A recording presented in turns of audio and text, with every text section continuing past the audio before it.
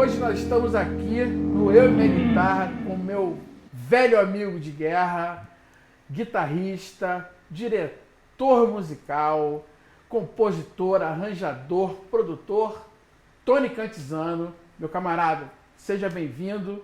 E a nossa história se mistura, né, com a música e com a vida e com a amizade, uma vez que a gente se conhece há mais ou menos uns 30 anos, né? Muito tempo. E eu acompanhei a tua escalada e é uma história fascinante, você que saiu daqui da Tijuca e um cara que já, por conta da guitarra, já visitou mais de 130 países. Isso é uma história fascinante por conta da guitarra, do teu talento, do teu empenho, do afinco que você tem com o instrumento. Mas a gente vai chegar lá, vamos voltar lá atrás. Você, garoto, como é que a música entrou na tua vida, Tony? Como é que era a tua vida, como era pequeno? Tinha música? Então, minha família não é uma família muito musical, né? Apesar das minhas irmãs e minha mãe gostarem muito de música, e meu pai também, meu irmão é o que menos tem ligação com música, em termos de ouvir mesmo, que de instrumento ninguém tem. Mas o meu pai tinha o costume de, aos domingos, ligar uma rádio, que eu não lembro qual era a rádio, mas era uma rádio que só tocava música clássica. E ele ligava esse rádio todos os domingos e botava aquela música como se fosse um aperitivo. Era a música antes do almoço. Desde a Rádio Mac ou Rádio Tupi FM? Eu acho que era Tupi. Rádio Tupi. Coisa de pai. O meu pai também gostava da Rádio Tupi. Eu acho que era a Rádio Tupi. E eu lembro de que ele colocar, e era um aperitivo. Era da hora que ele acordava, tipo depois do esporte da manhã, normalmente era a Fórmula 1, isso. Acabava a Fórmula 1, e ele ligava a rádio, pegava o drink dele, normalmente era um Campari, ele adorava um Campari, e botava essa Rádio Tupi. E essa eu acho que foi a minha primeira ligação, meu primeiro contato com ouvir uma música, né? Ouvir música. E daí veio o interesse pelo rock, que eu acabei, aos 9 anos de idade, indo no show do Kiss no Maracanã. Olha. Em 1983, isso. No Maracanã, no estádio. 4 de junho, se eu não me engano. Pô, eu não lembro da data. Mas eu fui nesse show e eu fiquei alucinado por Kiss. Eu fazia Kiss cover no quintal de casa com 3 outros amigos. Mas você foi o lance o despertar pro rock and roll ou já despertou pra guitarra? Não, despertar pelo rock and roll. Aquilo ali? Ali não teve nenhum contato com o instrumento ainda. Apesar de eu ficar com a vassoura, pretendendo e tal, passei por essa fase. Tocando, achando que eu estava tocando alguma coisa. E a gente botava bombinha ali, explodia, a gente ficava, né, agitando, batendo cabeça em frente à árvore. Esse foi meu primeiro contato com o rock and roll e pela música, assim, uma música diferente do que eu ouvia nos domingos com meu pai. Entendi. E daí minha irmã começou a me levar em alguns shows. E chegou o Rock in Rio em 1985, o Rock in Rio 1.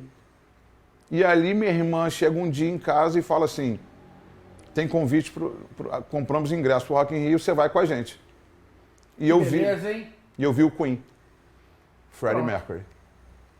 Queen com Freddie Mercury. E aí, pô, nessa época, na mesma época do Rock in Rio, na preparação pro Rock in Rio, né? Não em janeiro de 85, mas eu lembro novembro, dezembro de 84, eu comecei a criar o interesse também pelas bandas de heavy metal que viriam ao Rock in Rio. Scorpions, Ozzy, AC/DC, Iron, Whitesnake. Isso. E o Def Leppard, que era pra vir, que não veio. Não veio por causa do acidente. Por causa do acidente. Todas as músicas que eu gostava, chegava na hora do solo de guitarra, eu ficava fazendo o air guitar. E aí tinha um moleque, que eu não lembro o nome dele, no colégio que eu estudava, na Tijuca, e a nossa Tijuca, né? Isso. E o moleque tocava violão, e ele levava o violão para a escola. Cara, chegava na hora do intervalo, do recreio, ele tocava violão, e aí sempre juntava uma galera em volta dele. E sempre tinha as gatinhas do colégio. Isso é importante. Pô, cara, e aí, bicho, você vê aquilo assim, começa a juntar, né? É. É um instrumento que eu já estou aqui fazendo um air, né? E ao mesmo tempo é popular. Isso. Acaba por... E aí comecei. Quando eu tinha 14 anos, eu fui ter aula de violão. E a tua formação musical, de educação musical, você começou numa escola, foi professor particular? Como é que deu esse primeiro contato com a formação musical? Então, primeiro eu tive aula particular. Eu fui nesse menino que tocava violão na escola, perguntei para ele quem era o professor dele e ele me indicou. Que na verdade, era a mesma rua da escola. Então, eu aproveitava uma vez por semana ou duas, não lembro, e ia ter aula com ele de violão. E aí, né, comprei meu primeiro violão, ganhei da minha irmã meu primeiro violão, fui ter aula, eu acho que eu fiz 1 ano de violão e fui para aula particular de guitarra com o nosso querido amigo Alexandre BG. Grande BG. Foi meu primeiro professor de guitarra. Grande guitarrista, grande pessoa. E do BG, eu fiz, eu acho que 2 anos de aula com o BG. E dele eu fui para Musiarte. Foi ali que eu comecei a encarar a música. A educação formal, né? A educação formal. Você teve aula com quem lá, você lembra? Eu tive aula com Isidoro Kutner. Sensacional. E tive aula com outro cara que eu não lembro, que era um cara que dava... O Isidoro dava aula de guitarra e dava aula de harmonia funcional, e tinha um outro que eu não lembro o nome dele, que dava aula de guitarra. Aí eu me formei na Musiarte com guitarra e harmonia funcional. E é o que eu precisava para fazer a audição, a prova teórica para Estácio. Aí eu fui fazer a faculdade de música na Estácio. Aí rolava já a minha vontade de ser músico, né? Principalmente quando eu me formei pela Musiarte, eu já vinha tocando, né? E tinha... Você sempre teve banda? Tive a banda, o Ossos do Ofício. Que tinha música autoral, vocês iam participar de festivais, vários festivais, eu lembro que vocês tocaram, sarau de colégio. Isso. Festa. Vocês... Durou quantos anos essa banda? O Ossos do Ofício, cara. O Ossos do Ofício durou quase 10. Quase 10? Quase 10. O Ossos do Ofício foi minha primeira banda. Com o meu primo, que é o Leandro Siciliano, e o Mauro no baixo. Nós 3 começamos. E aí tiveram várias formações, mas sempre nós 3. Isso. Então, mas nessa época rolava uma pressão de família, querendo que eu fizesse uma outra coisa e deixasse a música como hobby. Família tradicional, seu pai arquiteto, seus irmãos formando ou formados. Formados já. Trabalhando. Isso aí. Aquela coisa, classe média tijucana. Não, tem que fazer engenheiro, advogado. Dentista e por aí. Por aí. E aí, meu irmão formado em administração, acabou tendo a pressão junto aos meus pais, meus irmãos, e aí eu decidi fazer administração. E aí foi quando eu passei para aquela faculdade... Santa Úrsula. Santa Úrsula, e que eu encontrei contigo, acho que na primeira semana de aula. Semana de faculdade. E você era veterano lá, né? Veterano, Mas fiz 2 meses. Eu não aguentava. Tinha nada a ver contigo. Nada a ver comigo. Aí passou 1 mês de aula, 1 mês e meio de aula aí, na faculdade. A matrícula. Eu virei para minha irmã pagava meus estudos. Eu falei, olha só, não dá. Você está gastando dinheiro à toa. Eu vou largar e eu quero fazer música na faculdade. E foi quando, por eu já estar preparado pela Musiarte, eu fui fazer a prova prova teórica, não, como é que se chama? Que ele chamava? Prática. Prova prática. Habilidade específica. Habilidade específica, isso. Para entrar na faculdade. E entrei e comecei minha faculdade de música na Musiarte, que na época, acho... na Estácio, né? Minha faculdade de música na Estácio. Onde você se formou? Onde me formei. Bacharel em música e especialização em guitarra, né? Isso. Popular. Isso aí. Que na época era a única faculdade que tinha a guitarra. Para guitarra e popular, né? Popular. Que ou era Estácio ou era o FRJ para os clássicos, para a música clássica. Música erudita. Para a música erudita. E aí, então, estudei com vários músicos que estão aqui hoje no cenário. Faria. E o meu professor, que era o Nelson Faria, grande guitarrista.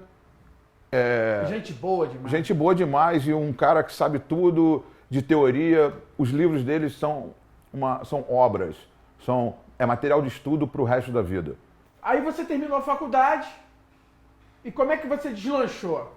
Como é que começou? As gigs começaram a aparecer? Como é que você foi pavimentando o teu caminho? Então, dar aula já tinha virado uma coisa comum para mim. Já tinha virado uma base de sustento para mim. Né? Já vinha dando aula e com o meu crescimento musical, com o meu aprendizado musical, eu fui melhorando também, eu fui podendo ensinar mais. Então, eu fui aumentando o nível dos alunos também. Quando naquele início que eu dava aula só para criança e amigo, eu comecei a anunciar mais minhas aulas, a dar aula para um pessoal que levava mais a sério. Ao mesmo tempo, eu comecei a acompanhar os cantores. Dentro da Estácio, eu peguei a minha primeira gig acompanhando um cantor. E dali eu entrei na noite também. Comecei a fazer noite. Fazer noite era você tocar 3, 4 horas na noite com todos os estilos de música possíveis, que é o baile. Fazer o famoso baile, né? Que é o famoso baile. Que é uma puta escola pra... Excelente Tem escola. que se virar. E aí você junta... eu juntei toda a teoria musical, a prática, a teoria musical que eu tinha, meus estudos... Aplicou aí. Apliquei nisso. E comecei a aplicar também, né? Tipo assim, eu tocava rock, que o Ossos do Ofício era banda de rock, né? Então, foi aí que comecei a entrar pra música popular e trabalhar com todos os estilos. Aí começou... Aí vai abrindo, né, é um puta treino pro ouvido. Sim. Né? E contato. E daí você começa a conhecer gente aqui que vai te chamando. Você faz um trabalho legal, vai te chamando, e aí daí eu segui e comecei a minha carreira profissional, digamos assim, no Brasil, no Rio de Janeiro. Já tem 30 anos, né, mais ou menos. Profissionalmente, 30 anos. Eu costumo dizer que ter entrado para a Estação Pop, que era uma banda de baile na época, né, que é a banda do Quiquinho, o filho do Kiko, do Roupa Nova, foi uma coisa legal. Eu já vinha fazendo muito baile, já vinha fazendo muita noite. Ali foi uma banda que a gente focou na disco music. E foi um momento da minha vida que eu também decidi parar de fazer noite, de fazer o baile, né, de tocar todos os estilos de música. Né?